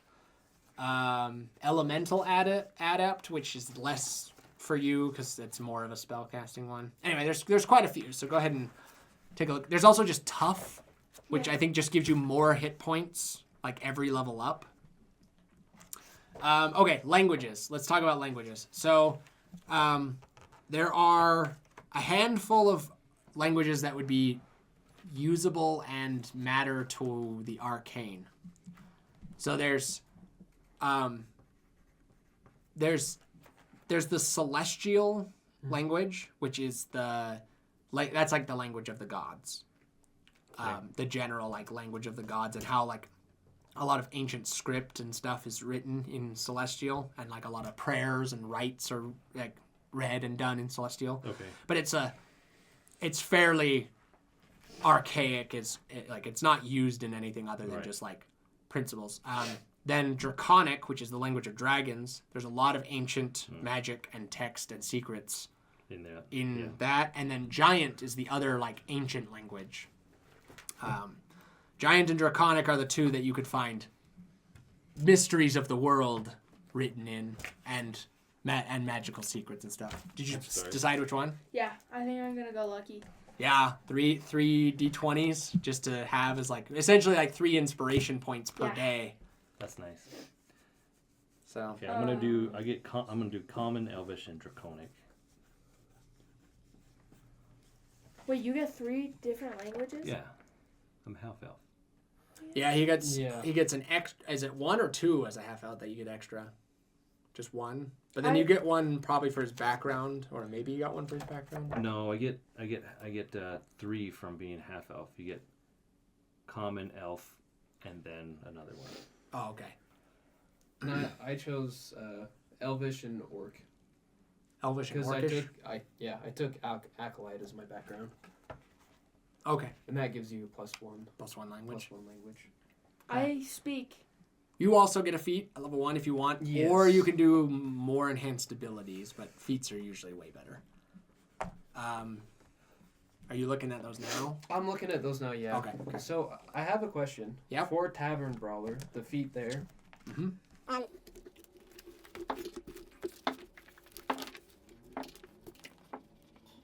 What about it? Okay, so it says that your unarmored strike uses a D4 for damage. Yes, that is monks get that automatically. Okay. So normally unarmed strikes do 1 bludgeoning damage. Right.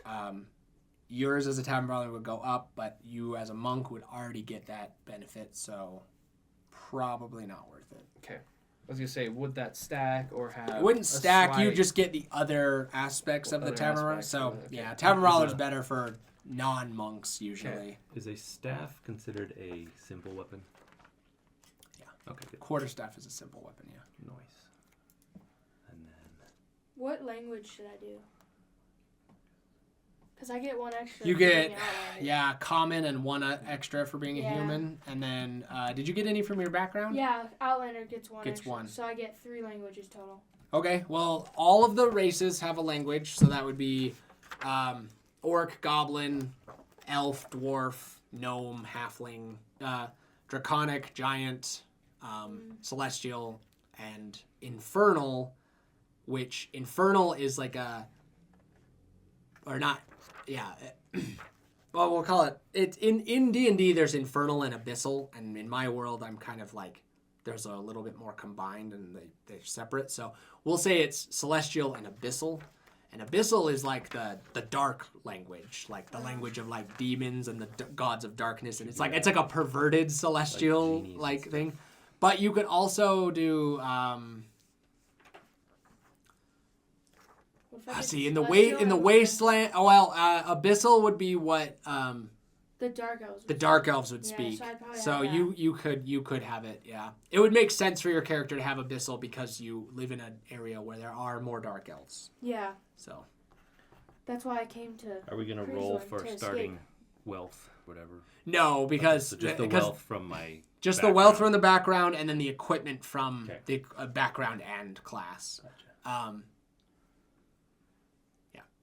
And then what should my third language be?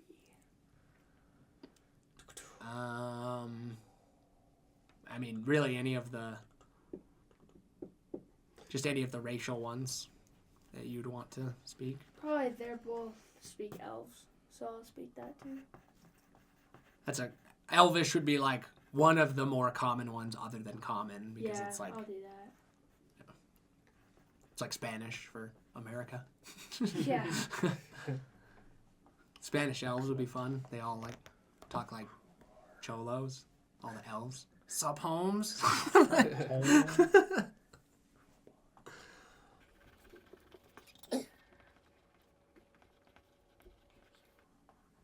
And then when you guys are done, out. Okay, I think I need to look at my spells, but I can do that later. Yeah, you can pick spells later. I can show you that book of lost spells. I don't Yeah, know let's how see. many. Cantrips there are. Yeah, I get 4 cantrips and 2 level 1. yeah. Sorcerers are simpler in the sense that they have like just a handful of spells, but can cast them more often, Yeah, right. as opposed to wizards who like can Have have all every the spells but can only cast a few. Yeah, I like that better. My charisma is an 18, so. So easy. Nice.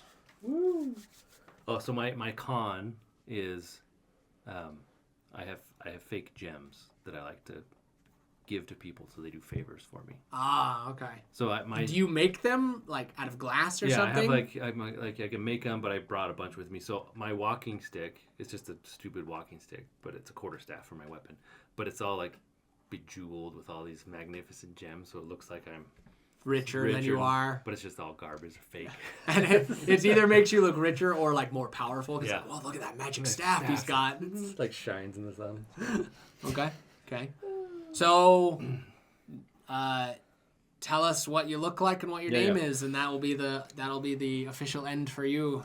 Okay, so I go by Braxton, and that's the only name that I share. Right. Because those beneath me cannot learn my last name. It's too powerful. Oh, it cannot touch their lips. Is this something you're doing as part of your like? Is that like have to do with your like you're playing off of the lore of the like arcane flame masters? Like is that the reason why they Yes, like? it's both, because so what happened is basically I decided to leave my family, and They didn't die tragically. They didn't die tragically. No, they're just still alive. dirt farmers. They're just dirt farmers out in the middle of nowhere, and I don't want that to be my life. So, there were some like Braxian kind of like missionaries and stuff that came and talked about these sorcerers in these big cities doing wonderful things. I was like, that's me right there. I could do that. I could do that. So, I changed my name to Braxton because I was dumb, and that's what all I could think of. But yes, my thought is now I'm playing the part of both a noble and a high level sorcerer, but I am neither. Okay. So, I like it. Nice. so I use my charisma and my abilities to persuade and intimidate with that charisma, along with my sleight of hand and charlatan ways of getting people to do things for fake gems to get like people like, oh yeah, I know that guy. Yeah, he does have a lot of money. He's always got those gems on him or whatever. But now I want to go and like prove myself and actually get good through these opportunity to become a hero of Kriegeland. Mm-hmm. Okay. And I am 5'10", 160 pounds. My skin used to be really, really dark because I worked in the sun all the time. But It's fading. It's fading off it's to a more fading. of a... I'm still bronze, but Yeah. I'm a faded bronze, Yeah. and I want to get whiter and more fair to show that I spend my days inside. Right. Instead of out Well, in you the said sun. you've been in Azure Gate for a few Yeah, years, but right? still, So, yeah, you know, it's a long process. It's a long Is process. your parents a little darker? Yeah, they're the Okay. darker type of bronze-skinned elf. So Okay. I have a lot to work off there. And Well, then it'll be one elf, one human, right? yeah, that's true. Yeah. So my dad's like, He's He's, like, full, like, he's the wood Arabian elf. guy. Yeah. Yeah. He's like leather skin, Super wood elf style. Your Yeah. mom's just like a regular human. My eyes though are, they were just kind of like a pale, kind of orangish. But when I took on the name of Braxton, they became like a shade of pink. So you have like a arcane eyes. a fiery arcane Yeah. eye. Yep. And then my hair. So you is really just, are like a prodigy of Braxion. shocking white blonde hair. Like the platinum blonde. Yeah. So you almost look albino because you have like pink eyes and like Right. white hair, but your your skin is Skin is like super dark. is like it's still like like well, not super darker. dark, but darker. I kind of look like what's the Malfoy's dad? yeah. Like the Lucius. Lucius. Yeah. The Lucius, hair like oh. slicked So you have back. the long Yeah. slicked back hair. Yeah, Okay. yeah. And I have fine clothes and a fantastic walking stick that is a quarterstaff that shows That's my. bejeweled with Yes. much Yeah. care. Yep. And that's me. Okay, Braxton, the keeper of the arcane flame initiate. Alright, me? Yeah. Alright, my character's name is Connor, but where I'm from, like the West, I'm Cactus Connor. Cactus Cactus Connor. Connor. Okay. And he's 5'10", and he's also 160 For the same pounds. size. So we're the exact same size. But my eyes are green, and my skin is really tan, and I have dark brown hair. Okay. Sweet. Okay. I'm Aladdin, yeah. So my name. Aladdin with green eyes. Yeah. There's like it's not a lot of. I mean, there's some like Persians that have some green and blue in there, but My name is Helios. Helios. Helios. That's an Yeah. iconic name. It's real good. I like it.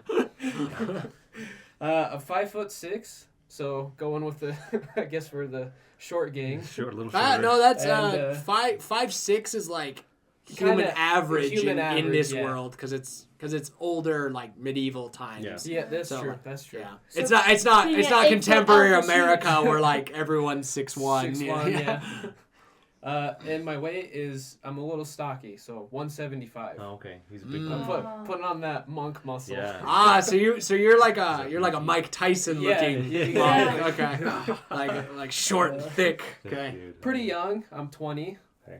I feel like the backstory for my character, which we'll talk about a little bit more in depth, of kind of going to the dojo to learn and start a new life, I feel like happens at a young age for most people in their life. So I can't imagine like a 40-year-old being like, oh, gonna start being a monk now. No, the idea is you guys are the next generation heroes, so you should be Yeah. on the younger end. But I'm the youngest. And, what age were you? 16. Okay. Very long black hair. They grow up fast in the wastelands of the wild. Yeah. Yeah. Stuff You said with long black hair? long black hair, brown eyes, white skin. Okay. Pretty normal in that regard. I'm not quite sure what he should wear, but I want it to be something kind of not in the fold of a typical like Sun Dragon warrior. Like he's kind of more hesitant to get into that perhaps. That's why he Okay. hasn't gone. Well, you could the just be travel wearing career. like whatever the like standard like commoner clothing of the yeah. region. You just wear like Magos clothes. You just Yeah. look like you Like a don't common dress traveler. like a monk, but you're just a stocky looking like farmhand looking Okay, guy. yeah. But then you can karate kick. Bust and all out that. some yeah, moves, bust out yeah. some moves. Yeah, I like that. Okay. Common clothes, maybe along the way, start to add to Okay. persona and all of that. So the Heroes of Kriegeland official campaign starring Helios, Cactus Connor, Yeah. and Braxton the Mystery Mage. Ah. That being said, for anyone else who would like to join in on the party, go to hokrpg.com and sign up. And you too could be a potential hero of Kriegeland. All right.